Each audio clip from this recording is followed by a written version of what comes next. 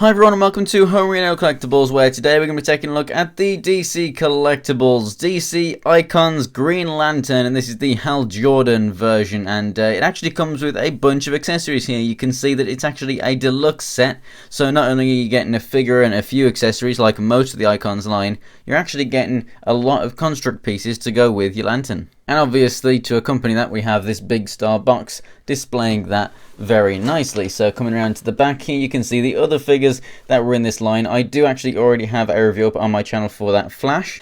And you can get these figures from this wave and also newer ones that are going to be released from Big Bad Toy Store. So go ahead and check the link that is in the description below. So, and just to let you know, I have more icons on the way in my Big Bad Toy Store pile of loot, which will be coming in a couple of days. And I'll be doing that unboxing very soon. It's going to be massive and you don't want to miss that. So go ahead and stay tuned to the channel to see what new icons I have coming on the way. So let's go ahead and get this thing open and take a closer look. And here is Green Lantern out of the packaging, and this figure is a really fantastic one, I have to say. But it does still have the flaws, and most of them are to do with the articulation and just the mold itself. The sheer fact that they are actually doing these kind of deluxe figures and giving you this many accessories is pretty cool. So first up, obviously, we have Green Lantern himself. I've just got him on a SH Figure Arts flight stand. And then we have this assortment of accessories. So this is all of his construct pieces. So we have this kind of chest piece backpack right there. We have the wings. We have upper arm pieces, forearm pieces, which as you can see have guns on them. And then you have the thigh and like boots right there. We have the actual lantern itself. And then we have a fist construct too.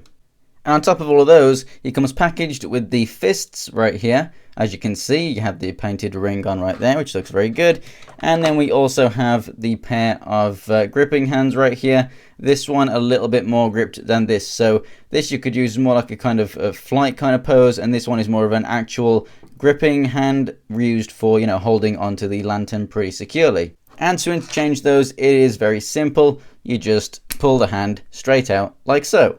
But the only exception with this is that with this figure you also can pull the forearm off, because that's how you attach the forearm pieces of that. So they don't go over the hand, you actually replace the hand with those pieces, which means it's a lot more secure.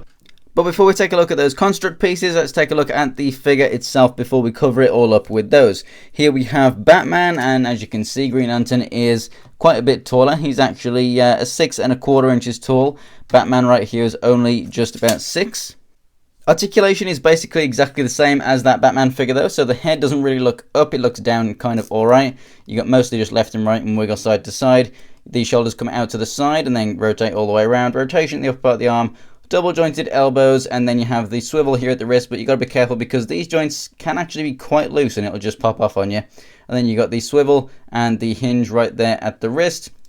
Good diaphragm here, it's a little looser so you can get good range of motion left and right. And then you get a bit forward and back and a pivot side to side there as well. And then you have the ab crunch there too, so pretty good torso movement. Now to the bit I don't like, the thighs. They come out to the side just fine, but when they go up, they come out to the side unless you rotate them around, which then means that when you want him in a flight pose, his knee is off to one side. There is no way that you can get the knee going straight down. It's very annoying. It's also annoying for crouching poses and stuff because you can't get them up as high as you would like with the leg actually facing down. Like, there's no way that you can get these figures to run or crouch or anything. Like, it's just, they look horrible. They need a thigh cut and they need a bit better articulation right there. Double jointed knees, rotation at the boot, then the feet go up and down, and the feet have a good ankle pivot there as well. As a standalone figure, it's pretty nice. I love the metallic green. The white paint, however, I don't like too much because you can see this really glossy paint is quite thick and you can just see like the bad outline on there against the molded white plastic underneath, which is kind of grey looking when it's next to it. They really should have just molded that in the same white, really. Instead of having it painted, it just should have been molded.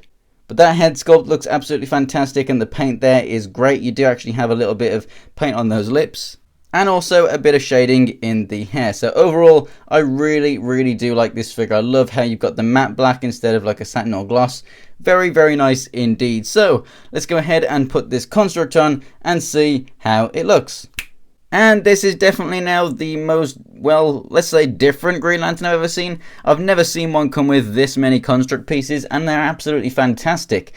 These leg pieces and thigh pieces, they just come in two halves and you just clip them together.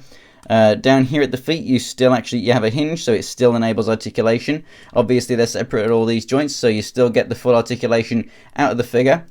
This torso piece just sits on him right there, and then it comes under the crotch and forms a little crotch piece there too. You can lift this top up, so you can actually see him underneath.